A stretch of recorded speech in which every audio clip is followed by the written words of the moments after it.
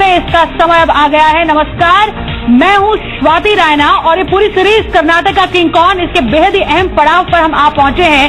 आज कर्नाटक की जनता ने अपना मत दिया और एग्जिट पोल एक तरीके से एक तस्वीर यहां पर साफ कर रहा है कि 15 मई को जब रियल नतीजे आएंगे तो आखिरकार क्या देखने को मिल सकता है। लेकिन जितने भी अब तक हमारे पास एग्जिट पोल के आंकड़े आए हैं, एक एक करके हम आपको दिखाते हैं, जरा आपको समझने में आसानी होगी कि कौन सी पार्टी कितने नंबर से सरकार बना सकती है कर्नाटक में। सबसे पहले आज तक और एक्सिस का जो एग्जिट पोल है उसके आंकड़े हम आपको दिखाते हैं। 224 में से 222 विधानसभा सीटों के लिए इस बार कर्नाटक में ये मतदान हुए, जिसमें 110 सीटों के साथ कांग्रेस आज तक एक्सिस के इस एग्जिट पोल में सरकार बनाती हुई नजर आ रही है। नंबर दूसरे पे बीजेपी 85 सीटों के साथ, जेडीएस प्लस 26 सीटें और अन्य को 1 सीट यहां पर महा एग्जिट पोल में मिलती हुई नजर आ रही है। तो आज तक एक्सिस का जो पोल है, एग्जिट पोल, वो तो ये कहता है कि बड़ी पार्टी है कांग्रेस की। अब क्या कहता है एबीपी न्यूज सी वोटर का ये एग्जिट पोल? वो ये कहता है कि सबसे बड़ी पार्टी जो बनकर उभरी है वो है बीजेपी, जो कि पिछले एग्जिट पोल से बिल्कुल अलग है। बीजेपी को 107 सीटें मिल सकती है, कांग्रेस को 88 सीटें मिलती हुई एग्जिट पोल में नजर आती हैं। जेडीएस प्लस यहां पर भी थोड़ा बहुत ऊपर नीचे 25 सीटों पर नंबर 3 की पार्टी बनकर उभरी है एबीपी न्यूज सी वोटर के इस एग्जिट पोल में। लेकिन गौर करने वाली बात, इन दोनों एग्जिट पोल में बहुमत का आंकड़ा किसी भी पार्टी ने नहीं छुआ है। अब आपको दिखाते हैं कि टाइम्स नाउ वीएमआर का जो ये एग्जिट पोल है वो क्या कहता है और किस पार्टी के लिए वो जीत का दावा करता है। बीजेपी 87, कांग्रेस 97, जेडीएस प्लस पर यहां पर बढ़त दिखाई गई है 35 सीटों के साथ, अन्य 3 सीटों पर यहां पर काबिज रहेगी। लेकिन सबसे महत्वपूर्ण बात, यहां पर भी कोई पार्टी बहुमत के करीब भी नजर नहीं आती, यहां तक कि किसी ने सैकड़ा भी पार नहीं किया है। एक और एग्जिट पोल आपको दिखाते हैं, इंडिया न्यूज और सीएनएक्स का ये एग्जिट पोल क्या कहानी बयां करता है, किसकी सरकार बनती हुई इस पर्टिकुलर एग्जिट पोल में नजर आती है, जरा इस पर भी नजर। ये कहता है बीजेपी 106 सीटों के साथ नंबर 1 पार्टी बनकर उभरेगी, कांग्रेस 75 सीटों के बाद नंबर 2 पार्टी, जेडीएस प्लस को कुछ और सीटें इस एग्जिट पोल में मिलती हुई नजर आती है 37 सीटें, वहीं अन्य को 4 सीटें। ये हाल है इंडिया न्यूज सीएनएक्स के एग्जिट पोल का। साथ ही हमारे पास पोल्स ऑफ पोल क्या कहता है, ये पोल्स ऑफ पोल मतलब 96 सीट बीजेपी के लिए, उससे थोड़ा ही कम 91 कांग्रेस के लिए, 32 जेडीएस प्लस के लिए। लेकिन ये 32 जो है सबसे निर्णायक अंक है। मेरे साथ मेरे सहयोगी डिम्पी कालरा भी है इस 1 घंटे की स्पेशल रिपोर्ट में। तो डिम्पी, हमारे दर्शक भी अब समझ गए होंगे कि जो ये 32 का आंकड़ा है पोल्स ऑफ पोल में, वो डिसाइड करेगा कि कर्नाटक में कौन किंग बनेगा, कर्नाटक में किस पार्टी की सरकार बनेगी। तो जेडीएस क्या चाहती है, हाथ का साथ या फिर कमल को थामना चाहती है, ये जेडीएस पर अब निर्भर करता है। जेडीएस पे निर्भर करता है, बल्कि जेडीएस का तो ये बयान हमको मिला स्वाति, वो ये खुद कह रहे हैं कि वो तो खुद सरकार बनाने के पक्ष में है, हो सकता है उनको किसी का सपोर्ट मिल जाए वो सरकार में आ जाए। क्या वो किंग मेकर के बाद अब सरकार की भूमिका में भी उनका एक मुफ्ती साहब का भी हमको बयान आते हुए दिखा। मुफ्ती साहब मेरे साथ अभी होंगे, लेकिन इस बीच मेरे साथ तरुण जुग जुड़ चुके हैं जो कि नेशनल सेक्रेटरी बीजेपी के हैं। अलीमुद्दीन खान साहब जो कि कांग्रेस की सपोर्टर हैं वो हमारे साथ जुड़े हैं। जूही सिंह स्पोक्स पर्सन एसपी, राकेश सिन्हा साहब आरएसएस विचारक हैं, वो मेरे साथ जुड़ चुके हैं। निदात शेठ भी हैं जिनसे बातचीत करेंगे। आमिर हैदर जैदी साहब लीडर हैं सीपीआई के, वो भी मेरे साथ ही हैं, चर्चा में भाग ले रहे हैं। सुशील केडिया काफी समय से हमारे साथ हैं, उनसे हम मार्केट की अर्थव्यवस्था के हिसाब से बहुत दिलचस्प तरीके से उनसे हम समझ पा रहे हैं, इन सबसे हमारी बातचीत होगी। और साथ ही साथ अंबिकानंद सहाय भी हमारे साथ हैं जिनसे हम ये बातचीत करेंगे और समझेंगे कैसे ट्रेड किया जाए। यहाँ पर डिस्कशन को आगे बढ़ाए, एक और एग्जिट पोल के आंकड़े हमारे सामने हैं और टुडे चाणक्य का जो एग्जिट पोल है वो बीजेपी को 120 सीटें दे रहा है, मतलब एक और एग्जिट पोल जो कि बीजेपी को नंबर 1 पार्टी देखता है। तो अब तक तो हम बहुत डिस्कशन इस पर कर चुके हैं कि आखिरकार किसकी सरकार बनेगी, लेकिन एक क्लियर कट मेजॉरिटी किसी भी सरकार के पास नहीं है। तभी मैं कह रही थी कि जेडीएस के हाथ में यहाँ पर सत्ता की चाबी हो सकती है, सत्ता के हाथ में चाबी हो सकती है, लेकिन 120 सीटें चाणक्य का ये पोल क्या है, 73 कांग्रेस, हाँ, और 73 कांग्रेस, और चाणक्य का पोल खैर वापस फेमस रहता है, लेकिन इस बार इस पोल के अंदर जो दो अहम चीजें हमको दिख रही है, एक पहला है हंग असेंबली की तरफ हम कहीं ना कहीं बढ़ते हुए दिख रहे हैं। अगर इक्का दुक्का पोल को थोड़ा आगे पीछे भी कर ले तो ये हंग असेंबली वाला मामला है। दूसरी बात यह है कि कई दिनों के बाद, कई चुनावों के बाद ऐसा दिख रहा है कि थोड़ा सा मताधिकार एक तरफ नहीं है, कम से कम एग्जिट पोल में ये बात दिख रही है। क्षेत्रीय पार्टी का रोल अभी भी चुनावों में है, 2019 तक रहेगा। ये पूरा राष्ट्रीयकरण वाला चुनाव अभी नहीं हुआ। जेडीएस की 40 सीटें तो कम से कम ये बताते हैं। अगर थोड़ा हैरानगी वाली हो जाए, ये पोल एग्जिट पोल का थोड़ा और अच्छा वर्जन ले आए जेडीएस, तो शायद कोई बड़ी बात नहीं कि 50 सीटें भी इनके पास आ जाएं। पूरा पैनल तैयार है। तरुण चुग, सबसे पहले मैं आपके पास आ रहा हूं। पहले तो आपका शुक्रिया समय देने के लिए। 150 सीटें येदियुरप्पा साहब कह रहे थे। सारे पोल अगर देख लिए जाएं, उन सबका एवरेज कर लिया जाए तो 120 का आंकड़ा भी नहीं आ रहा है। 100 का आंकड़ा भी बड़ी मुश्किल से पहुंच रहा है। येदियुरप्पा साहब ने ज्यादा कह दिया कि पिछली बार का जो आपका 40 वाला बेस है वो इस बार 100 में कन्वर्ट हो रहा है। ये आपको अच्छा फील करवाएगा?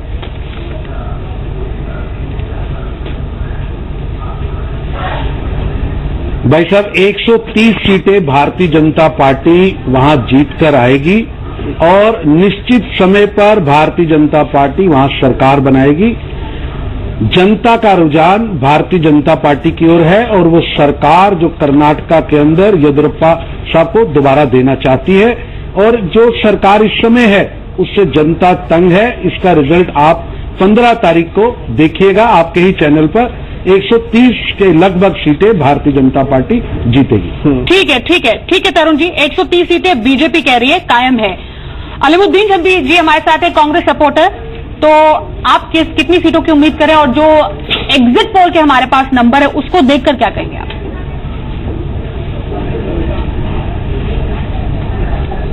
देखिए स्वाति जी, आपके साथ रहना लगा है तो मुझे लग रहा है कि आप कश्मीर से होंगे और जी बिजनेस से भी हैं। मैं एक लाइन कह दूं, उसके बाद मैं अपने आंकड़े बता दूं अगर आपको बुरा ना लगे।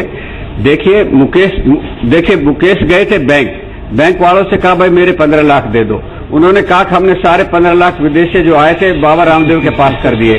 बाबा रामदेव ने कहा कि जाइए बुलेट ट्रेन लीजिए और गंगा नहाइए। वो गंगा नहाने गए, उन्होंने कहा गंगा अभी साफ नहीं हुई है और जितने पैसे बाबा रामदेव ने दिए थे हमने आर्टिकल 370 हट गया, कश्मीर में तुम्हारे लिए घर बना दिए। ट्रेन से, बुलेट ट्रेन से वहां जाना और अपने घर में आराम से रहना, लेकिन पहले गंगा साफ करके मोदी जी को 2019 में जिताना। तो इसलिए मोदी जी वहां हारे हैं और 51% वोट लेके कांग्रेस को 130 सीट मिलने जा रही हैं, 30% वोट लेके बीजेपी को 60 सीट मिल रही हैं और सिर्फ 20 सीट जेडीएस के खाते में जा रही है। बाकी आप दूसरों को दे दीजिए। यही आंकड़ा है और यही सच्चाई है और यही 15 को मिलेगी आप। मतलब बीजेपी 130, कांग्रेस भी कह रही है 130, जो बचा है वो जेडीएस के पास। और जेडीएस इसके बारे में क्या सोचती है ये भी हम जान ही लेते हैं। कांग्रेस 130। जी चलिए, 130 का आंकड़ा। बीजेपी 130 गलती लग गई आपसे। हाँ। जी कौन बोल रहे हैं सर, अगर स्क्रीन पे दिखाएंगे? नहीं, 130 गलती नहीं है। एक्चुअली जब बीजेपी की और आरएसएस की मीटिंग हुई थी तो उसमें यह था भाई कांग्रेस को 130 सीट। अरे बीजेपी 130 आने वाली है भाई साहब, आपको गलती लग गई है, जनता आपको सजा देने वाली है। 130 कहे जा रहे हैं और ये 60 पर निपट गए। अरे बीजेपी 130 आने वाली है, आपको गलती लग गई भाई साहब। 60 पर निपट गए। आपका जोड़ गलत है, कैलकुलेटर दोबारा कमाइए। कैलकुलेटर की दोबारा जरूरत नहीं है कि बहुत बड़ा आंकड़ा नहीं है। ये कांग्रेस और बीजेपी से एक बार बाहर आके पॉलिटिकल पंडितों से, क्योंकि ये जी खान साहब अभी आपके पास आ रहा हूँ सर। अभी तो देखिए, अभी तो एग्जिट पोल आए हुए सिर्फ 2 घंटे में, तो 15 तारीख तक तो वैसे भी गर्मा गर्मी रहेगी। 15 के बाद भी रीजनिंग है। कांग्रेस तो ये भी कह सकते हैं कि देखिए हम भले जीते नहीं कोई बात नहीं, लेकिन हमारा परसेंट में ज्यादा हमने टूट नहीं दिखाई है। खैर वो अलग मामला होगा जब आएगा, जब एक्चुअली सीट्स आएगी तब और भी होगा बात। लेकिन एक चीज मैं समझना चाहता हूँ शाहिद साहब आपसे, कांग्रेस बार बार हार क्यों रही है? अलग इस मामले को छोड़ दिया, अब तो एग्जिट पोल में पता नहीं कौन जीतेगा कौन हारेगा, लेकिन इससे पहले तक की जो स्थिति रही है, कांग्रेस बार बार आ रही है, उनका कन्वर्जन क्यों नहीं हो रहा? बीजेपी बार बार क्यों जीत रही है, उनका कन्वर्जन क्यों हो रहा है? इसका एक बहुत स्पष्ट और राजनीतिक कारण है जो भारत के सामाजिक व्यवस्था से जुड़ा हुआ है। देखिए, हम हमेशा कहते हैं कि हम हीरो वर्शिप वाले देश हैं। आज इत्तेफाक से या बीजेपी वाले कहें कि प्रभु की कृपा से इनके पास एक बड़ा चमकदार नेतृत्व है और इनके पास एक सुपर इलेक्शन मैनेजर है। तो इस मूर्ति पूजकों के देश में नेतृत्व का बहुत बड़ा महत्व होता है। That gives BJP it's cutting edge. जिस जमाने में सुरेश चाणक्य का एग्जिट पोल के आंकड़े भी चल रहे हैं और ये कुछ आंकड़ों में से एग्जिट पोल में से जिसमें बीजेपी को नंबर 1 की पार्टी और वेरी क्लोज टू जो कि बीजेपी के हमारे स्पोक्स पर्सन कह रहे हैं जितने नंबर तो मिल सकते हैं। अब आप चूंकि आंकड़ों की बात कर रही हैं तो मैं इस पे आता हूं कर्नाटका चुनाव और एग्जिट पोल पे। ये जो फिगर्स आ रही हैं ये नेशनल ट्रेंड के विपरीत है। 2014 के बाद जितनी भी राज्यों में चुनाव हुए 90% क्लियर कट वर्डिक्ट के साथ आए, चाहे वो उत्तर पूर्व के राज्य हो या बिहार का हो या उत्तराखंड का हो, हिमाचल का हो, ये स्पष्ट बहुमत जिस पार्टी को भी, पंजाब का स्पष्ट बहुमत मिलता पड़ा। ये जो एग्जिट पोल में आप ट्रेंड देख रही हैं ये नेशनल ट्रेंड के खिलाफ है और हमको बहुत ज्यादा विश्वास ऐसे भी एग्जिट पोल पे या ओपिनियन पोल पे होता नहीं है। वैश्विक स्तर पे एग्जिट पोल ओपिनियन पोल पिटते रहे। ये ट्रंप के भी इलेक्शन में या ब्रेक्सिट का जब हुआ मुद्दा, क्योंकि मैं यहाँ पर जेडीएस की भूमिका काफी अहम होने जा रही है। मुफ्ती साहब, आप लगातार 6 बजे से हमारे साथ इस बड़ी कवरेज में जुड़े हुए हैं, उसके बाद मैं बाकी गेस्ट के पास भी जाऊंगी। जितने भी नंबर हमारे सामने हैं, आपने कहा था कि आपकी पार्टी की सरकार बनेगी, लेकिन अब यही लग रहा है कि सत्ता की जो चाबी है वो जेडीएस के हाथों में ही।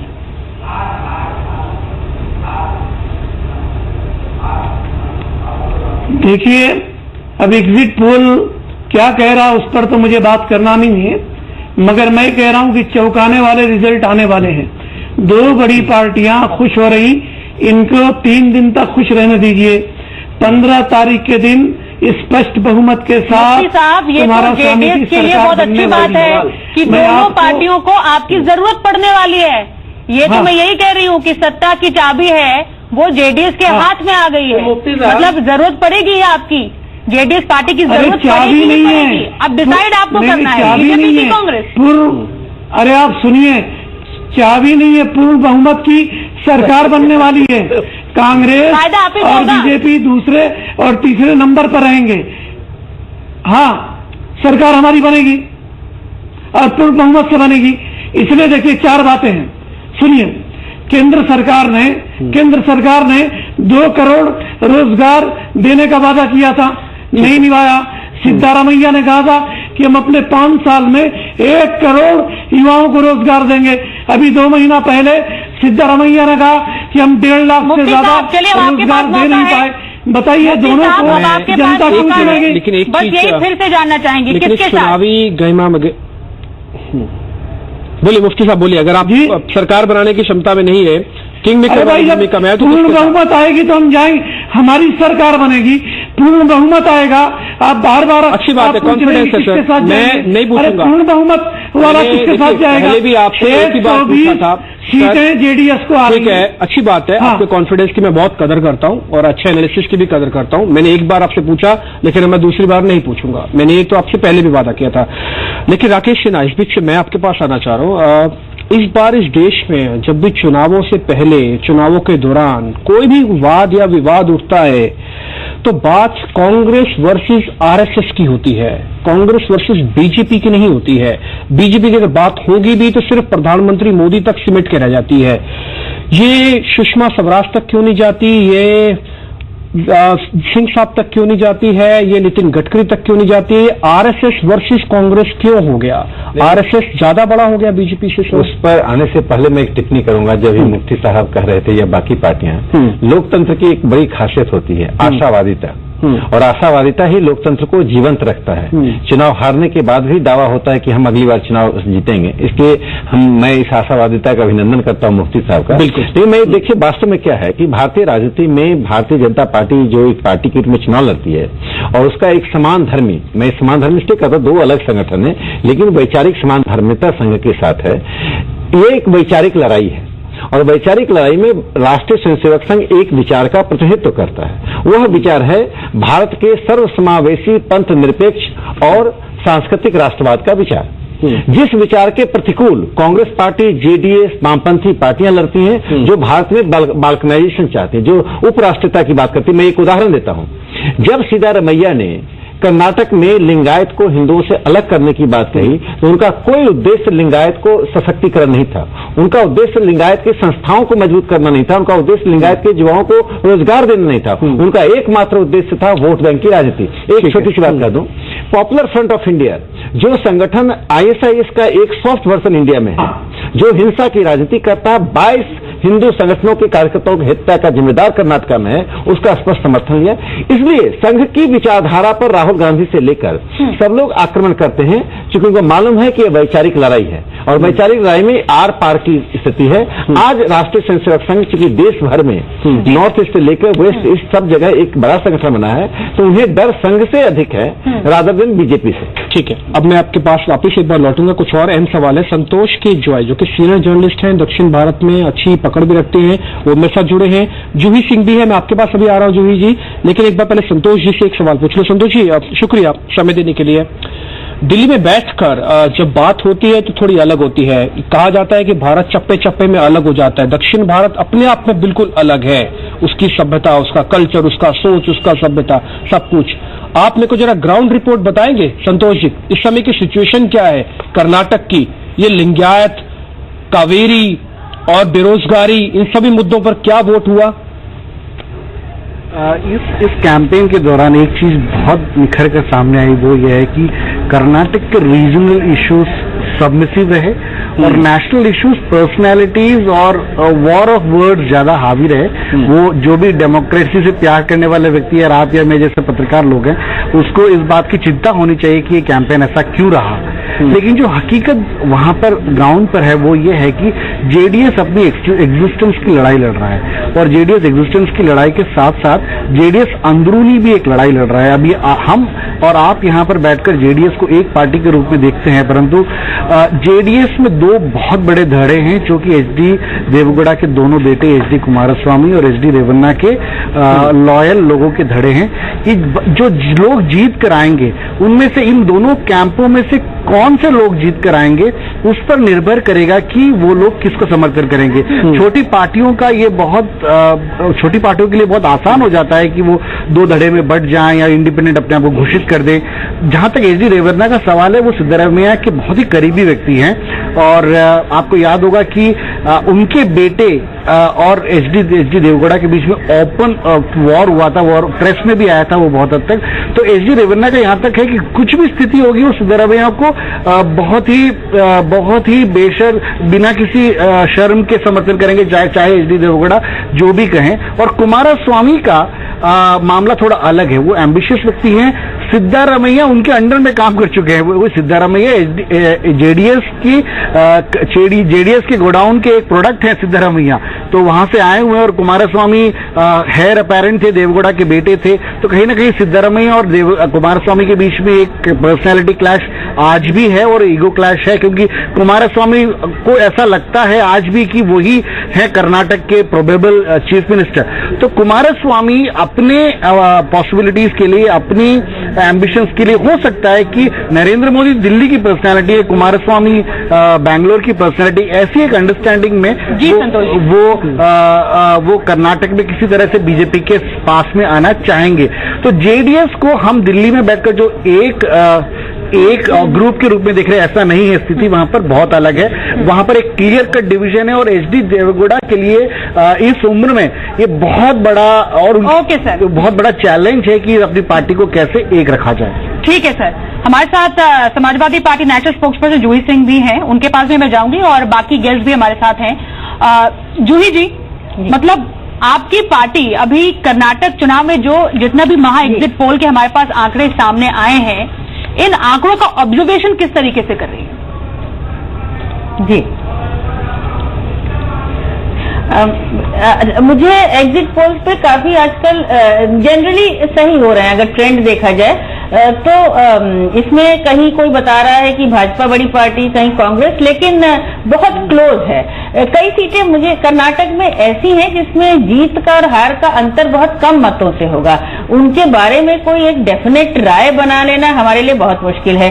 एक चीज और उभर के आई कि रीजनल पार्टी, जो हम जेडीएस के बारे में बात कर रहे हैं, वो कहीं न कहीं अपने आप को मजबूत कर सकी हैं, लेकिन देखना यह होगा कि नेशनल ट्रेंड वास्तव में रीजनल पार्टीज के फेवर में अब तक नहीं आए हैं। वो दो बड़ी पार्टियों के फेवर में आए हैं, तो जेडीएस कितना स्ट्रांग जमीन पर उभरती है वहां पर। ये कोई इलेक्शन कोई वेव का नहीं था, वो इम्पोर्टेंट चीज जो निकल के आई है इलेक्शन पर्सनैलिटीज का था, वर्ड्स का था, मुद्दों का नहीं था, लेकिन वेव कहीं नहीं दिखी, ना तो प्रधानमंत्री की दिखी, ना मैं कहूंगी किसी और पार्टी की दिखी। तो अल्टीमेटली, और ज्यादातर एग्जिट पोल्स के आंकड़े जो है मेरे ख्याल से किसी के 2 बजे के हैं, किसी के 5 बजे के हैं, वोटिंग परसेंटेज वास्तव में बढ़ा है इन द एंड। तो उसका अच्छा, आपका अच्छा एनालिसिस है, आपकी बात भी मेरे को लगता है पूरी हुई है। सिन्हा साहब, आप कुछ कहना चाहते हैं? जोशी जी कह रहे थे वेव का नहीं है। देखिए, सिद्धारमैया ने एक बहुत चालाकी की। उनको एंटी इनकम्बेंसी मालूम था, अपनी सरकार की विफलता मालूम था, वो सब जग जाहिर है, वो आंकड़ों से देख लीजिए, कर्नाटक को देख लीजिए। उन्होंने क्या किया, पिछले 8 महीने से पूरी राजनीति की धुरी को विभाजनकारी वृत्तियों पर ले गए। झंडा, हिंदी, कन्नड़, पीएफआई और लिंगायत, ये चारों मुद्दे लाकर, और कुछ हद तक भारतीय जनता पार्टी इन मुद्दों में फंसी। वास्तव में उनकी विफलताओं को, सामाजिक आर्थिक प्रश्नों पर उनकी विफलताओं को उजागर करने से भारतीय जनता पार्टी को ज्यादा फायदा होता। वो जानते थे कि जब किसानों का मुद्दा आएगा, 2 टायर सिटीज का मुद्दा आएगा, डेवलपमेंट का मुद्दा आएगा, तो वो जवाब नहीं दे पाएंगे। तो उन्होंने पॉपुलर फ्रंट ऑफ इंडिया से लेकर लिंगायत तक कर्नाटक के चुनाव को उलझा दिया। ठीक है। इस बीच कांग्रेस नेता गुलाम नबी आजाद ने भी कहा कि एग्जिट पोल देखने के बाद उनको लग रहा है कि कर्नाटक में उनकी सरकार बन जाएगी। एक बार सुनते हो क्या कह रहे हैं। सरकार बनाएंगे, सरकार कांग्रेस बनाएगी, लेकिन मुझे बहुत ही अफसोस है, खेद है कि कर्नाटक के इलेक्शन में माननीय प्रधानमंत्री जी ने जिस तरह का भाषा का प्रयोग किया, वो एक प्रधानमंत्री और देश के हेड ऑफ स्टेट को शोभा नहीं देता। कांग्रेस कर्नाटक में आएगी, 100% आएगी, और 5 महीने के बाद उनकी नॉर्थ इंडिया में 3 स्टेटें जाएंगी और जाएंगी। मतलब कांग्रेस आएगी नॉर्थ इंडिया में 3 स्टेट। ये बड़ा अमीर हैदर जैदी साहब, अब इस पर आप रिएक्शन दे दीजिए। देखिए, मुझे एक बात की बहुत खुशी है, मजबूत विपक्ष आता हुआ दिखाई दे रहा, जो लोकतंत्र के लिए अच्छा संकेत है। बाकी सरकार किसकी बनेगी, किसकी नहीं बनेगी, ये अलग बात है। राकेश सिन्हा साहब अभी बोल रहे थे, ये जो सवाल किया था आरएसएस और बीजेपी, कभी आरएसएस के तहत बीजेपी और मोदी जी हुआ करते थे, आज मोदी जी के तहत आरएसएस और बीजेपी और पूरा संगठन है। मोदी जी का कद आरएसएस से ही बड़ा है। ये राकेश सिन्हा साहब को सोचना चाहिए, मैं उसमें नहीं जाना चाहता, लेकिन इन्होंने एक चीज कही, देश के कश्मीर से लेकर कन्याकुमारी तक जितने विघटनकारी ताकतें हैं, सब आरएसएस की गोद में बैठी हैं, उनके साथ मिलकर चुनाव लड़ते हैं, चाहे बोडोलैंड हो या पंजाब हो या कश्मीर हो। लेकिन दलितों के हित की बात करने वाला भी देशद्रोही नहीं है, सिखों के हितों की बात करने वाला, तिरंगा जलाने वाला, सब कुछ करने वाला है। अगर कोई एक पार्टी जिसका अभी तक कुछ साबित नहीं हुआ है, बार बार राकेश सिन्हा साहब बगैर सबूत के किसी पार्टी पे आरोप लगाएं, तो ये मेरे ख्याल से एक अच्छी परिपाटी नहीं है, एक अच्छी परंपरा नहीं है। होम मिनिस्टर आपके पास है, आरबीआई भी आपके पास है, सारी जांच एजेंसियां आपके पास है। अगर आपके पास कोई सबूत है किसी पर्टिकुलर पार्टी के पास, तो आप करें। मैं भी उनके साथ मन शेयर नहीं करता।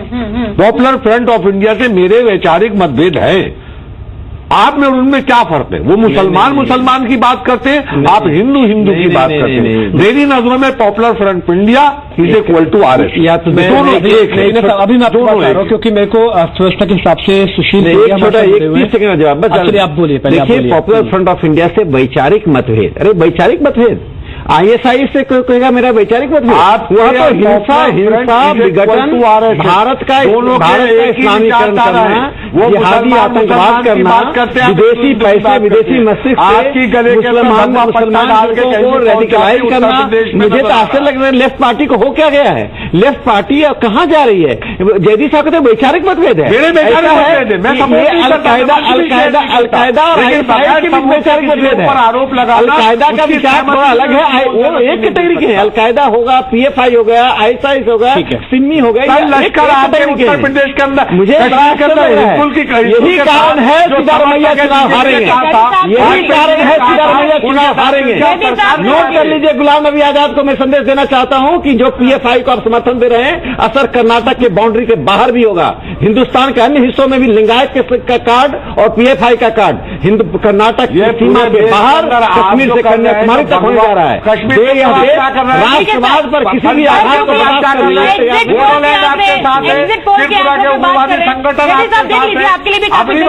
आपके लिए भी काफी दिलचस्प रहेगा। कर्नाटक का एक सुवर्णा न्यूज है, रीजनल चैनल है, वहां का मतलब जो ग्राउंड यहाँ पर एक फ्लेवर है वो समझ में आ जाएगा। ये देखिए, बीजेपी 106-118 सीटें मिलने का अनुमान, कांग्रेस 79 से 92 और जेडीएस प्लस 22 से 30। मतलब एक एग्जिट पोल जिसमें बीजेपी नंबर 1 बाकी और कांग्रेस नंबर 2। ठीक है, लेकिन ये पोल वही का ही है, इसलिए हमें आपसे कह रहे थे ना कि ग्राउंड रिपोर्ट और हमको मिलनी चाहिए। संतोष ने हमको बताया वो इम्पोर्टेंट, ये जो पोल आ रहा है ये भी अपने आप इम्पोर्टेंट है। अगर आप दिल्ली से चलने वाले चैनल और कर्नाटक का खुद का अपना चैनल का अगर महापोल देख रहे हैं इस समय की तस्वीर ये है कि बीजेपी एग्जिट पोल में तो नंबर 1 है, लेकिन सरकार बनाने में क्या आ जाएगी, जेडीएस की जरूरत पड़ेगी नहीं पड़ेगी, ये अभी भी कहना थोड़ा सा मुश्किल है। एक चीज जो मेरे को सुशील जी से समझनी है, मार्केट के हिसाब से भी, अर्थव्यवस्था के हिसाब से भी, सर किसी भी पार्टी का, कम से कम रीजनल पार्टी का वहां पे थोड़ा मजबूत होना या किसी सेंटर वाली पार्टी का किसी जगह पर हारना, तो पहले से थी वो हार जाए, कुछ फर्क पड़ता है नीतियों पर सर? कर्नाटक में मान लीजिए कांग्रेस हार गई, मान लीजिए, पता नहीं हमको भी, मान लीजिए कांग्रेस हार गई, बीजेपी जीत गई या कांग्रेस जीत गई, तो क्या नीतियों पे कुछ फर्क पड़ता है? केडिया साहब देखिए, इस सवाल के दो तरीके से जवाब दिए जा सकते हैं। हमने पहले जिस प्रकार की सरकारें देखी हैं और आज जो सेंटर में पिछले 4 साल से सरकार चल रही है, ये इनके व्यवहार में एक इतना बड़ा फर्क है कि आपके सवाल के 2 जवाब बनते हैं। मौका परस्त सिर्फ राजनीति पर केंद्रित अगर कोई सरकार हो तो वो शायद जिस तरीके से हमारे देश में पहले साझा सरकारें चल रही थी 30 साल से सेंट्रल गवर्नमेंट में, तो वो एक नीजर्क रिएक्शन ले लेना कोई बहुत बड़ी बात नहीं थी। पर जिस प्रकार से एक लौह पुरुष की मानसिकता से एक वैश्विक स्तर के अंतर्राष्ट्रीय मंच पर एक नायक की भूमिका अदा कर सकने वाली मानसिकता से जो आज देश का नेतृत्व चल रहा है, तो ऐसे माहौल में इस सवाल पर बहुत समय देना उचित नहीं होगा, क्योंकि बहुत बड़ा विरोधाभास है। आज जो व्यक्तित्व देश के नेतृत्व को संभाल के बैठा है, उस व्यक्तित्व पे ये सवाल कहीं बैठता नहीं। लोहा दिखाई नहीं दे रहा लोह पुरुष के अंदर। उम्मीद है मैं आपके सवाल का स्पष्ट जवाब कहीं से लोहा दिखाई नहीं दे रहा लोह पुरुष के अंदर। कहीं से लोहा दिखाई नहीं दे रहा। हमारे पास दिखाई दिया ना, लोहा दिखाई दे रहा है। पाकिस्तान के खुफिया तंत्र आप बता रहे कि पाकिस्तान में लोहा कहीं दिखाई नहीं देता। सीमा के अंदर रोज जवान शहीद होते हैं, कहीं लोहा दिखाई नहीं देता। एक के बाद छप्पन लाने वाले से कहीं लोहा दिखाई नहीं देता। ये लोहा है क्या सर? आपको लोहा सिर्फ चीन के नेतृत्व, ये लोहा दिखाई कहाँ देता है? डोकलाम में चीन आ जाता है, लोहा दिखाई नहीं देता। डोकलाम में चीन आ जाता है, लोहा दिखाई नहीं देता। चीन के हम तो जब जाते हैं कि जब चीन आप भारतीय हो नहीं पा रहे हैं। जब लोग जाता है दूर है होती है, भारत के नेतृत्व में आपको आस्था ही नहीं है, विश्वास ही नहीं है। पहले आस्था प्रकट तो कीजिए नेतृत्व में। पटेल को ये कैसे लोहा है? तरुण जी बात पिघला घूमता है। जी तरुण जी जवाब दीजिए। देखने की चीज नहीं। जब डोकलाम में दिखाई देता ना लोहा। मेरा इनसे निवेदन है, पहले रूस का चश्मा लगाया था, अब उन्होंने इटली का चश्मा लगा लिया है, इसलिए इनको दिखाई नहीं दे रहा। आज पाकिस्तान के चैनल चैनल पाकिस्तान के चैनल मुझे बता दो लगेगा मोदी का कद क्या है। नजर नहीं आप कश्मीर के आतंकवादियों से पूछिए मोदी का कद क्या है। मोदी का 56 इंच का सीना पाकिस्तान से जाके पूछिए। अगर पूछना है मोदी क्या है तो इस 1-2 महीनों में कितने आतंकवादी श्रीनगर में मरे हैं तो वहां तरुण जी और जैदी साहब, तरुण जी और जैदी साहब, तरुण जी जैदी साहब, हम बहुत डिबेट करते हैं इस पर। तरुण जी जैदी साहब, हम बहुत डिबेट करते हैं इन तमाम मुद्दों पर। जरा आज कर्नाटक की बात हो रही है, जरा आज कर्नाटक की जनता के हित की बात हो रही है। जैदी साहब, आपको आतंकवादी बच्चे दिख रहे हैं, आपको आतंकवादी बच्चे दिख रहे हैं सर। आज कर्नाटक की जनता की बात हो रही है। ये डिबेट अंतहीन भी हो सकती है। मेरे साथ की जनता निनाद शेठ सर, एक गेस्ट को बोलने का मौका मिला। निनाद शेठ इस बीच मेरे साथ जुड़े हैं, पॉलिटिकल एनालिस्ट हैं। निनाद, शुक्रिया पहले तो समय देने के लिए।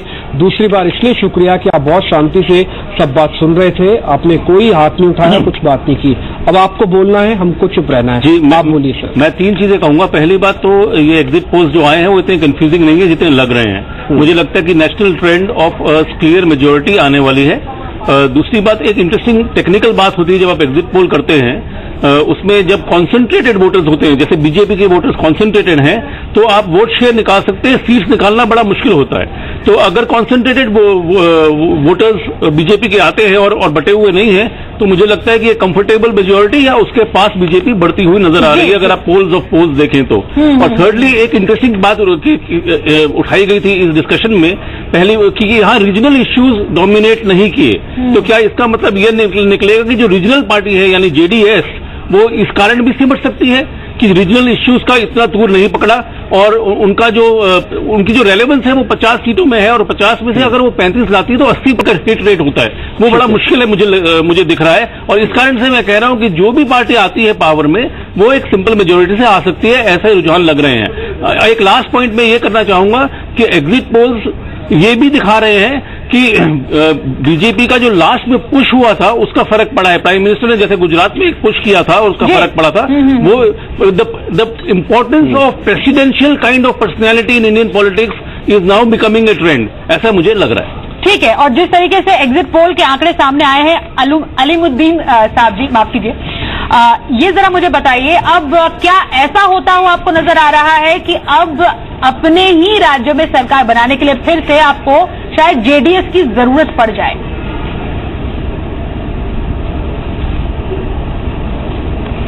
देखिए, आप आज तक का सर्वे नहीं दिखा रहे हैं, आप स्वर्णा न्यूज 24/7 का सर्वे नहीं दिखा रहे हैं, आप टाइम्स नाउ वीएमआर का सर्वे नहीं दिखा रहे हैं। वजह यह है कि गोदी मीडिया जो है, गोदी मीडिया आप थोड़ा सा लेट जुड़े हो, आपकी गलती नहीं है। तो फिर आप बिल्कुल ठीक हो सकते हैं अपनी जगह, आप थोड़ा सा लेट जुड़े कार्यक्रम में। हमने तो 6:30 बजे से ही हर चैनल का ये महापोल किया है सर, एक नहीं है। मैं आपको चैनल के नाम बताता हूं, आज तक, Republic TV, times now, India TV, ABP news, news x, times now का एक दूसरा है चाणक्य के साथ जो हुआ है। अब इतने सारे पोल है सर, इसमें से एक एवरेज है जो कांग्रेस को 100 सीट भी नहीं दे रहा। अब मेरे को कुछ नहीं बोलना, अब आपको बोलना है सर, अपनी बात अब कीजिए। देखिए, एवरेज ये है डिम्पी जी कि आरएसएस का जो वर्कर है और जो पूरी की पूरी जो सरकार है वो नरेंद्र मोदी के यहाँ केंद्रित हो गई एक सिंगल आदमी के पास। उससे क्या हुआ है कि जो बीजेपी में आरएसएस का वर्कर चला गया वो तो पैसे बना रहा है, अपना रोजगार ले रहा है, अपना सारे फैसिलिटीज ले रहा है, और आरएसएस का जो आम वर्कर है जिसने कि 2014 में मोदी जी को जिताया था, उसके पास उसके बच्चे की फीस भरने के लिए नहीं है, उसके घर में माँ बापों को इलाज करने के लिए नहीं है। वो सोच रहा है कि मैंने पूरा जीवन इस आरएसएस को दे दिया और मुझे क्या मिला, मेरे माँ बाप के इलाज के लिए पैसे नहीं, बच्चों की शिक्षा के लिए पैसे नहीं। तो इनके हारने का सबसे बड़ा कारण ये भी है कि आरएसएस का वर्कर जिसे नाराज हो गया। अलीमुद्दीन जी, अलीमुद्दीन जी कांग्रेस का एक संगठन सेवा। देखिए, कर्नाटक में एक 30 साल पुराने कार्यकर्ता ने बाकायदा प्रेस कॉन्फ्रेंस करके ये बात कही है। मैं अपनी जेब से कोई बात नहीं बोल रहा हूं। आप मेरी बात सुन लीजिए ना, आप उसकी बात सुनिए तो मेरी बात सुन लीजिए। कांग्रेस का एक संगठन होता था सेवा दल, उसको अपने सैल्यूटिंग संगठन बना दिया। आरएसएस सेवा दल नहीं है।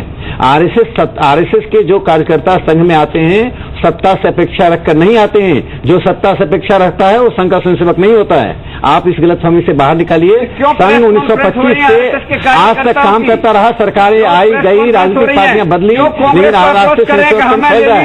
एक बात समझ लीजिए, कर्नाटक के चुनाव में राष्ट्रवादी ताकतों ने सीतारमैया के खिलाफ एकजुट होकर काम किया है। इसके दो कारण हैं। कर्नाटक को सीतारमैया ने, सुन लीजिए ना, कर्नाटक को सीतारमैया ने विभाजनकारी प्रवृत्तियों की प्रयोगशाला बना दी थी। उस विभाजनकारी प्रवृत्ति में कर्नाटक ना फंसे। कभी झंडा का मुद्दा, कभी लिंगायत का मुद्दा, कभी कन्नड़ का मुद्दा और कभी पीएफआई का मुद्दा। ये चार मुद्दे सीतारमैया के गले के साथ बन गए और ये कांग्रेस को कर्नाटक के बाहर भी क्षति पहुंचा रहा है। मैं एक चीज पे आ रहा हूं, लेकिन अंबिकानंद जी को जाना है, साहे साहब को, लेकिन उनसे मैं एक सवाल जरूर पूछना चाहूंगा क्योंकि पॉलिटिकल एनालिसिस करते हैं। साहे साहब मेरे को ये बताइएगा, कर्नाटक का चुनाव भी संपन्न हो गया, लेकिन जो चीज हम सुनना चाहते थे वो भाषणों में एब्सेंट थी। क्या आने वाले भाषण, आने वाले चुनाव ये वो कोर बात नहीं करेंगे, मिर्च मसाले वाली बात होगी जिसमें टेलीविजन को भी मजा आएगा और देश में चुनाव की परिभाषा वो शायद बदल के रह जाए। ये सोशल मीडिया वाला चुनाव, शोरगुल वाला चुनाव ज्यादा हो जाए, बल्कि ग्राउंड से मुद्दे एब्सेंट हो जाए। ये वैसा ही चुनाव होंगे। अब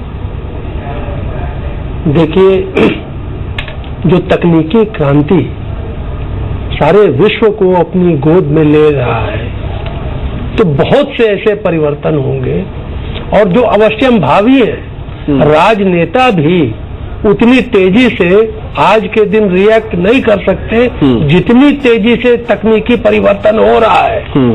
और मैं फिर कहूंगा 2014 में मोदी जी की चमत्कृत विजय का एक बहुत बड़ा कारण सोशल मीडिया था और वो वक्त से पहले उस लाइन में उन्होंने अपने को डाल दिया था।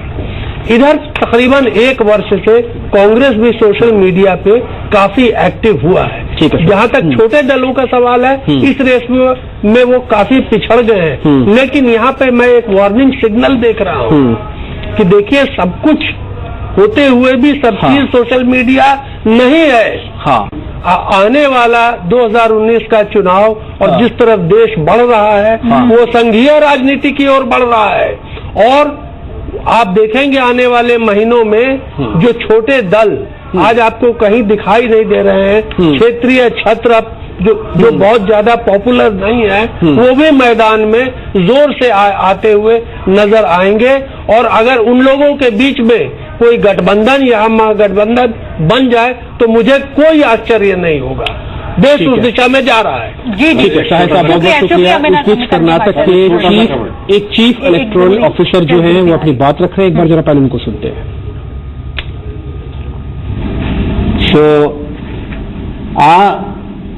polling station Delhi, because already some votes were cast.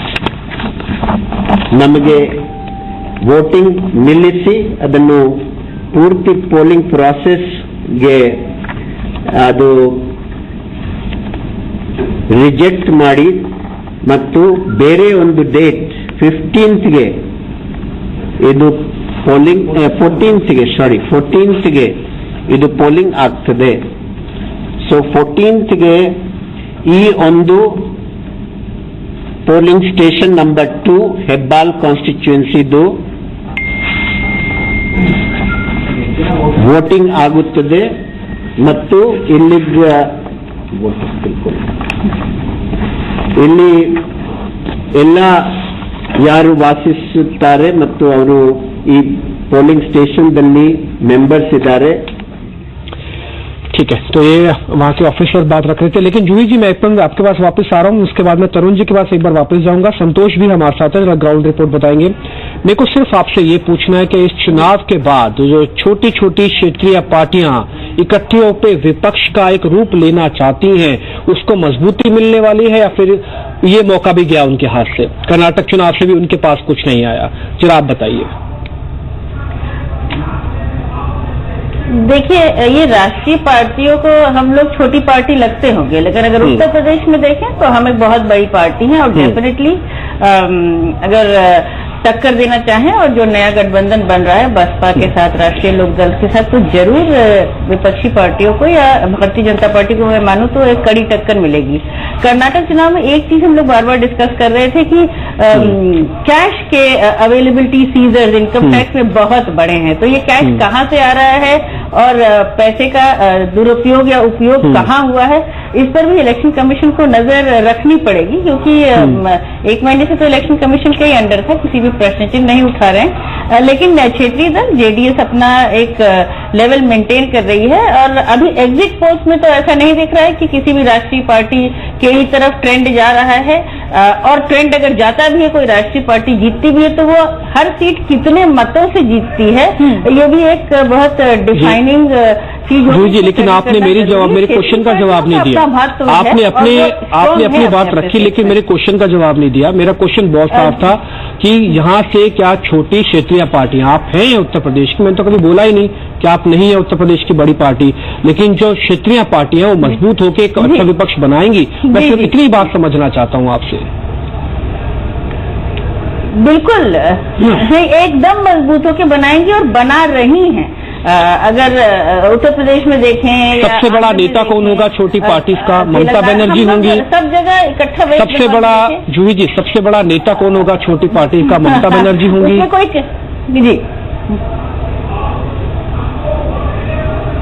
उसमें कोई कठिनाई की बात नहीं है। पहले हम इलेक्शन साथ मिलकर लड़ लें और अपनी सीटों का बंटवारा ठीक से कर लें। बिल्कुल बिल्कुल। और शायद कहीं शायद ये इशारा आने वाले लोकसभा चुनावों की तरफ भी करता है, क्योंकि राहुल गांधी ने तो साफ कह दिया था कि हाँ पार्टी अच्छा करती है और बहुमत में आती है तो हाँ प्रधानमंत्री भी बन सकते हैं और एक नया नेता बनकर उभरेगा आने वाले समय में, ऐसे संकेत दिए गए कांग्रेस पार्टी की तरफ से। समय हमारे पास आखिरी सेगमेंट का है इस पूरे शो में। अब जरा थोड़ा फॉरवर्ड लुकिंग इस पूरे डिबेट को ले जाते हैं। अब कर्नाटक का फाइनल रिजल्ट क्या होगा ये हमें 15 तारीख को मिलेगा, लेकिन हाँ एक ओवरऑल हमें एक पिक्चर देखने को मिली। क्योंकि हमारे साथ मुफ्ती साहब, आपसे मैं शुरू करूंगी। आप मुझे बताइए, आखिरी सवाल आपसे होगा, आपके पास मैं आ रही हूँ तरुण जी। मुफ्ती साहब क्योंकि हमारे साथ बस 1-2 मिनट के लिए रहेंगे आप इस डिबेट में। मुफ्ती साहब, 2019 में भी अब ज्यादा समय नहीं बाकी है। चलिए, अब कर्नाटक में कह रहे हैं कि सरकार बनाने जा रहे हैं, 2019 तक के समीकरण आप कैसे देखते हैं? देखिए, कर्नाटक का इलेक्शन दशा और दिशा देश का तय करेगा। भाजपा और कांग्रेस क्षेत्रीय दल को जो खत्म करना चाहती है ये होने वाला नहीं है। मैं कहता हूं कि कांग्रेस और बीजेपी से देश ऊब चुका है। ये इलेक्शन तीसरा विकल्प खड़ा करेगा और थर्ड फ्रंट, भारत के अंदर थर्ड फ्रंट, ये सारी पार्टियां, रीजनल पार्टियां मिलकर के कांग्रेस और भाजपा को हरा करके सत्ते पे आएंगी। मुफ्ती साहब, किन किन की बात करें? जेडीएस और सारी क्षेत्रीय पार्टियां, बाकी सब, मतलब कांग्रेस, बीजेपी वर्सेस हाँ, समाजवादी पार्टी है, समाजवादी पार्टी है, ये सारी क्षेत्रीय पार्टियां मिलेंगी। मगर ये कर्नाटक का इलेक्शन तय करेगा कि दशा और दिशा देश का क्या होगा। चलिए पहले 15 तारीख के बाद ही पता चलेगा। लेकिन एक बात मैं कहता हूं कि भाजपा जो क्षेत्रीय पार्टियों को खत्म करना चाह रही, ये भाजपा के लिए मुमकिन नहीं। जेडीएस का उदय होगा और जेडीएस सरकार बनाएगी। ठीक है सर, बहुत बहुत शुक्रिया आपका। अच्छा लगा आपका कॉन्फिडेंस देख के। सिन्हा साहब भी कह रहे थे कि आप आशावादी हैं, आशावादी होना भी चाहिए, सबको होना चाहिए, ये कम से कम प्रेरणा आपसे है। नहीं, एक बात और मैं सिन्हा साहब से कहना चाह रहा हूँ, एक बात, सिर्फ एक बात, और उसके बाद नहीं। आज पाकिस्तान ने मान लिया है कि 26/11 पर पाकिस्तान का हाथ है। अब मैं बीजेपी से कहता हूँ कि पाकिस्तान से अपना संबंध खत्म करेगी। सर, इस डिबेट में फिर से लौटेंगे, फिर आपको बुलाएंगे उस डिबेट में भी। राकेश जी भी होपफुली हमारे साथ होंगे, उस डिबेट में फिर से लौटेंगे। लेकिन बहुत बहुत शुक्रिया मुफ्ती साहब हमारे साथ जुड़ने के लिए फिलहाल इस कार्यक्रम में।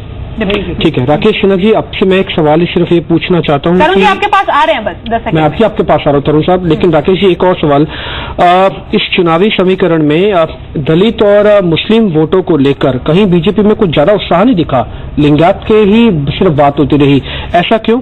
दलित वाला सेगमेंट क्या कर्नाटक में नहीं था, पूरे देश भर में मिलेगा? नहीं, देखिए, हिंदू समाज का दलित समाज एक अभिन्न हिस्सा है और दलितों के बीच में भारतीय जनता पार्टी का और भारतीय जनता पार्टी का समर्थन करने वाले जो सामाजिक सांस्कृतिक संगठन है, जो बाहर से उसको व्यक्तिगत स्तर पर समर्थन करते हैं, उनका बड़ा काम है।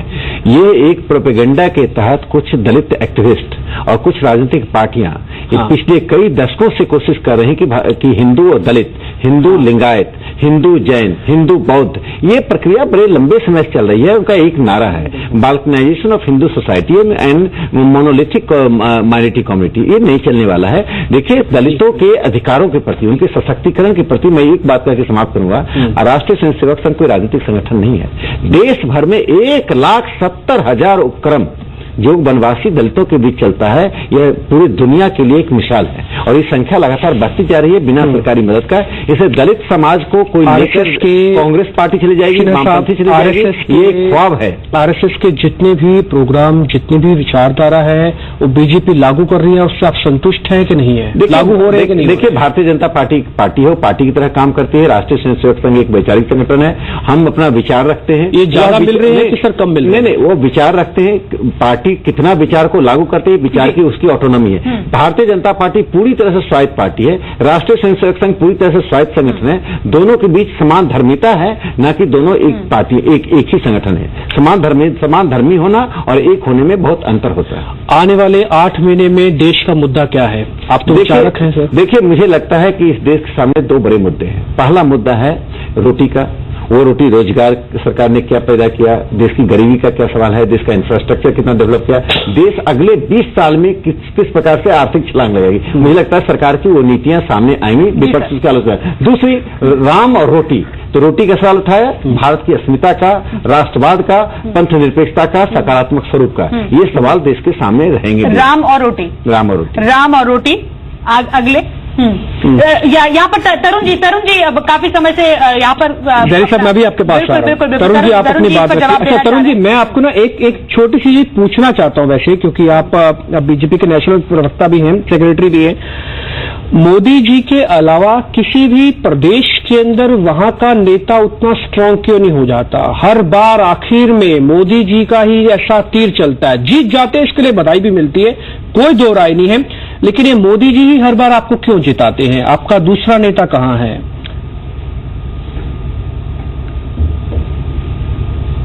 ऐसे केवल किसी प्रदेश में नहीं मेरे भाई, आप विश्व के किसी मंच पे चले जाइए जहां पर विश्व के बड़े बड़े नेता पहुंचते हैं, वहां मोदी जी पहुंचते हैं, तो वो सब मोदी जी का चमत्कार, मोदी जी का वहां ग्लैमर और उनकी इस देश के प्रति वचनबद्धता और उनका इस समय पूरे विश्व में एक बड़े नेता के रूप में उभरना, वो प्रदेशों में भी दिख रहा है और विश्व मंच पे भी दिख रहा है। मेरा आपसे इतना ही निवेदन है, जो मेरे मित्र पैनल में बैठे हैं, 7 आपने अलग अलग चैनल्स के सर्वे दिखाए, 7 में एक सर्वे छोड़ दें तो 6 सर्वों में कांग्रेस 100 से कम अंक पर है। जिस पार्टी को 7 सर्वों में 6 सर्वे 100 से नीचे दिखा रहे हैं। और मेरी आपसे निवेदन है, इन महानुभव को जरूर 15 तारीख को बुला लीजिएगा, मेरे को भी बुलाइएगा। बिल्कुल सर। 130 सीटें भाजपा लेने जा रही है, उसके पीछे का रीजन समझिए। इस देश के अंदर अभी मेरे 2-3 मित्रों ने 10 साल की योजना, 20 साल में क्या होगा, आज इस सोच की ओर देश बढ़ा है कि 20 साल बाद भारत को कहां पहुंचना है। ठीक है सर, खान साहब इसका जवाब देंगे।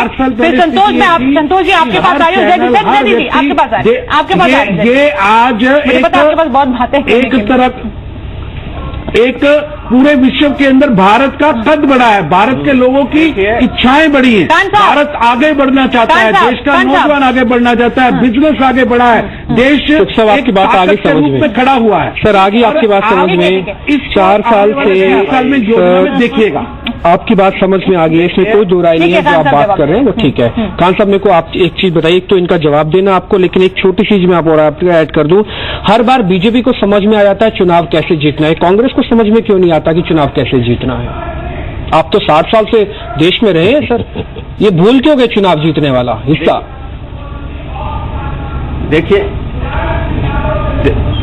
देखिए ऐसा है एमपी जी, जो इन्होंने अभी काला साहब बोला है कि मोदी जी का ग्लैमर किन का होता है? ग्लैमर या तो एक्टर का होता है, या तो डिक्टेटर का होता है, और इन दोनों में कोई सेकंड इन कमांड नहीं होता। और जहां तक इन्होंने दलित की बात कही है, दलित खान साहब, अभिनंग जो बताया है, अभिनंग है, बिल्कुल सही है, लेकिन उस नाखून जैसा है कि इस्तेमाल के लिए होता है, जब इस्तेमाल हो जाता है तो उसको काट के फेंक दिया जाता है। ग्लैमर तो एक आम आदमी का भी होता है, मतलब डिपेंड करता है कि आप इसको डिफाइन कैसे करेंगे। लेकिन हाँ, बात यही है, नहीं, वो जिस लहजे में उन्होंने कहा है, जिस लहजे में उन्होंने कहा है, मैं उसी तरह उसको डिफाइन कर रहा हूं। आप एक बात जान लीजिए कि देश जान गया है कि हमारे सामने सिर्फ झूठ रखे गए 4 साल में। सबसे बड़ा देश अमेरिका का प्रेसिडेंट कहता है कि मोदी की उपस्थिति अमेरिका में महंगाई नहीं, एक हॉलीवुड के अभिनेता की तरह है, पेट्रोल के दाम बढ़ने वाले हैं, कर सकता आज है, रात को बढ़ जाएंगे, नहीं तो कल परसों बढ़ जाएंगे। पेट्रोल के दाम बढ़ने वाले हैं, दिक्कत है, आपको समझ में आ जाएगा बढ़ने में देश को क्या है आ जाएगा आप आपको क्या कर रहे हैं। जब विश्व के अंदर बड़े बड़े नेता, तो नहीं है, जब $70 का बैरल था तो कांग्रेस ने $50 लीटर बेचा था। आज मोदी आपकी बात भारत बढ़ रहा है। खान साहब, आपकी बात भी समझ में आ गई, चुप साहब आपकी समझ में आ गई है। देखिए, कांग्रेस और बीजेपी से बाहर आना होगा सर, अच्छी बात है, दोनों की बात ठीक है सर। इससे देखिए, इससे ज़्यादा मैं नहीं बोल सकता कि दोनों की बात ठीक है, इससे ज़्यादा मैं नहीं बोल सकता कि दोनों की बात ठीक है। आप अपनी अपनी बात कह रहे हैं, अपनी अपनी पार्टी की प्रवक्ता हैं, तो स्वाभाविक सी बात है आपकी बात दोनों की ठीक होगी। लेकिन देश की जनता को भी फैसला करने का अधिकार है सर, कुछ करने दीजिए उनको फैसला, ये अधिकार तो कम से कम मत छीनिए। आपकी बात ठीक है, दोनों को बात समझ में आ गई। एक चीज, इसलिए मेरे को बार बार पत्रकारों को रखना पड़ता है, पॉलिटिकल एनालिस्ट को रखना पड़ता है। कांग्रेस बीच में रह गए तो फंसे रह जाएंगे। एक चीज मैं आपसे समझना चाहता हूं नितांत, आपसे मैं, क्या इस बार के जो वोट का जो भी फैसला आएगा, परसेंटेज का जो भी फैसला आएगा, इसमें कुछ तस्वीर बदलेगी?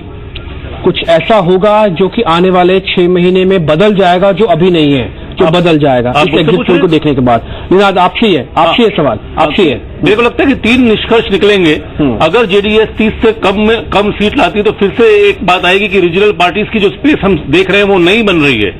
अगर बीजेपी का, जैसे मैंने कहा कि बीजेपी का वोटर कॉन्सेंट्रेटेड है, जब आप उसका जो वोट शेयर होगा उससे ज्यादा सीटें आएंगी, मेरे को ऐसा लग रहा है। अगर बीजेपी 100 से ऊपर निकल के आती तो फिर से ऐसा लगेगा कि जैसे गुजरात में हुआ था, आखिर में आके बैटिंग करी प्राइम मिनिस्टर ने, तो प्रेसिडेंशियल स्टाइल कैरिज्मा, मैं ग्लैमर की जगह कैरिज्मा वर्ड यूज करूंगा, वो काम आ रहा है। और आखिर में एक मेन मुद्दा ये निकलेगा कि अब 3 जो जिसको कहते हैं कास्केडिंग इफेक्ट, 3 जो स्टेट इलेक्शंस हैं जहां पे बीजेपी पावर में है, वहां कास्केडिंग इफेक्ट हो सकती है। तो बहुत हाई स्टेक्स रिजल्ट है, this is not an ordinary. आपने बिल्कुल सही बात ये कही है, क्योंकि संतोष जी वहां का जो ग्राउंड फील है वो समझते हैं कर्नाटक का। ये बात सही कही गई है, मतलब पीएम मोदी जब भी जाते हैं कहीं पर कैंपेनिंग करने, वहां का जो चुनावी रुख है वो बदल जाता है। और हमने गुजरात में भी देखा था, सेकंड फेज में हमें देखने को साफ तौर पर मिला था, वहां पर कांटे की टक्कर जरूर हुई थी। कर्नाटक में आपको इस बार ऐसा लगा? लोकसभा चुनाव में भी ये हुआ था कर्नाटक में। इस बार खासकर कर्नाटक हमारा सिलिकॉन वैली कहला जाता है, इस देश का सिलिकॉन वैली कहते थे बैंगलोर को। कहीं भी रोजगार के बारे में, कहीं पर भी आईटी के बारे में कुछ भी नहीं हुआ। पूरा जो बैंगलोर का पूरा जो लस्टर था, या कर्नाटक को जो एक इन्वेस्टमेंट का हब माना जाता था, वो कहीं भी कैंपेन में नजर नहीं आया। वो हम जैसे पत्रकारों के लिए बड़े दुख की बात है। लेकिन जहां रिजल्ट की बात अभी दीप्ति ने कही, रिजल्ट कर्नाटक के इलेक्शन के रिजल्ट सेमीफाइनल की शुरुआत है। ये जो लोकसभा इलेक्शन से पहले की जो सेमीफाइनल है वो छत्तीसगढ़, राजस्थान और मध्य प्रदेश के चुनावों के साथ खत्म होंगे। जहां तक बीजेपी का सवाल है, बीजेपी के बारे में हम पत्रकार लोग आपस में जब बात करते हैं, कहते हैं कि बीजेपी जहां जीतती है वहां तो सरकार बनाती है, और जहां हारती है वहां सरकार जरूर बनाती है। क्योंकि पंजाब को छोड़ दिया जाए तो बिहार का भी आप हाल ले लीजिए कि थोड़े सालों बाद उन्होंने सरकार बना ली। इसीलिए कांग्रेस को वहां सरकार बनाने के लिए चाहिए कि क्लियर कट मेजोरिटी वहां पर होना जरूरी है। अदरवाइज तो बीजेपी की ही सरकार ये मान के चलिए। और बीजेपी की ये भी खासियत है कि अगर उनकी सीट्स कम आई तो उनकी जो प्रिपरेशन बाकी 3 स्टेट्स के लिए वो ज्यादा अच्छी होगी। क्योंकि जिस प्रकार के प्रधानमंत्री और अमित शाह को हम जानते हैं, बेहतर एनालिसिस, अच्छा एनालिसिस आपका, बेहतर यही एक पत्रकार से एक्सपेक्ट भी था कि अच्छा एनालिसिस करके दे।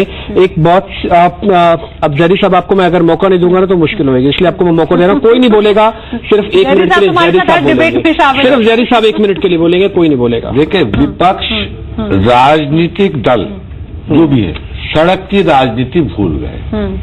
मैं कड़वी बात कह रहा हूं, और इसका नतीजा है कि जो किसान का, शिक्षा का, बेरोजगारी का, स्वास्थ्य का ये मुद्दे नहीं बन पाते, जिसे आप बार बार पूछ रहे हैं। इसलिए जो चुनाव है वो हिंदू मुसलमान क्षेत्रीय इसके आधार पे हो रहे हैं।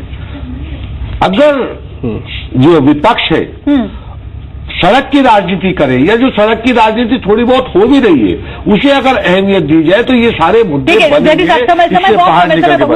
19 की तस्वीर बताइए, 19 की थोड़ी तस्वीर बताइए, क्योंकि यहाँ पर मौलाना जी जो जेडीएस के प्रवक्ता हमारे साथ, उन्होंने कहा ये BJP Congress versus rest of the parties होगा, ये स्थिति रहने जा रही है बहुत नटशेल में। देख, उसमें कह रहा हूं, आप नेता बनाम कहना चाहिए, नेता कर रहे हैं चुनाव। 2019 का चुनाव नेता बनाम नीतियां होगा। बीजेपी कांग्रेस जो बेहतर नीति लेके आएगा वही 2019 का चुनाव जीतेगा, और जिसके पास नीतियां नहीं होगी वो नहीं होगा। बीजेपी ऐसा लोग पुरुष नहीं चाहिए जिसके अंदर लोहा ही ना हो, सिर्फ जान ही ना हो। लेफ्ट किसके साथ? मैं बता रहा, नीतियों के साथ है। नीतियों के साथ हम नीतियों के आधार पर चुनाव लड़ेंगे 2019 का, नेता के आधार पर नहीं लड़ेंगे। शुक्रिया सर आपका समय देने के लिए। तरुण चुग साहब आपका भी बहुत बहुत शुक्रिया। खान साहब शुक्रिया आपका समय देने के लिए। जूही सिंह जी आपका भी शुक्रिया, माफी चाहता हूं आपसे ज्यादा सवाल हो नहीं पाए। राकेश जी आपका शुक्रिया, संतोष रॉय आपका शुक्रिया, सुशील जी बहुत बहुत शुक्रिया, आज आपने पॉलिटिकल डिबेट में हमारा साथ दिया, बहुत बहुत शुक्रिया। निराज साहब शुक्रिया आपका, साहे साहब आपका भी बहुत बहुत शुक्रिया। लेकिन कर्नाटक का किंग, ये महा एग्जिट पोल के बाद जो पॉलिटिकल एनालिसिस है वो लगातार जारी रहेगा। 15 तारीख को जब नतीजे जाएंगे सबसे पहले आप न्यूज की स्क्रीन पर देखेंगे। सुबह 7 बजे से लगातार हमारी कवरेज यहाँ पर जारी रहेगी, और पिछले 1 महीने से हमने भी एक कर्नाटक का किंग कौन मार्केट आवर्स में भी और इवनिंग में भी अपने पॉलिटिकल डिबेट में ये मुद्दा उठाया है। और बहुत ही दिलचस्प रहेगा जानना कि एग्जिट पोल के जो ये आंकड़े हैं कितने सच साबित होते हैं, 15 मई के नतीजों में क्या तब्दील होते हैं। और हम रिक्वेस्ट करेंगे हमारे साथ जो आज पैनल मौजूद था हमारे साथ फिर से जुड़े, और क्योंकि वो बातें हम रिवाइज कर पाएंगे कि उन्होंने जो कहा था वो क्या सच्चाई रही है। बहुत बहुत शुक्रिया सभी का हमारे साथ जुड़ने के लिए। लेकिन ब्रेक के बाद जरूर देखिए चुनाव की तमाम बड़ी खबरें फटाफट अंदाज में इलेक्शन टॉप 20 में। बने रहिए ज़ी बिज़नेस के साथ।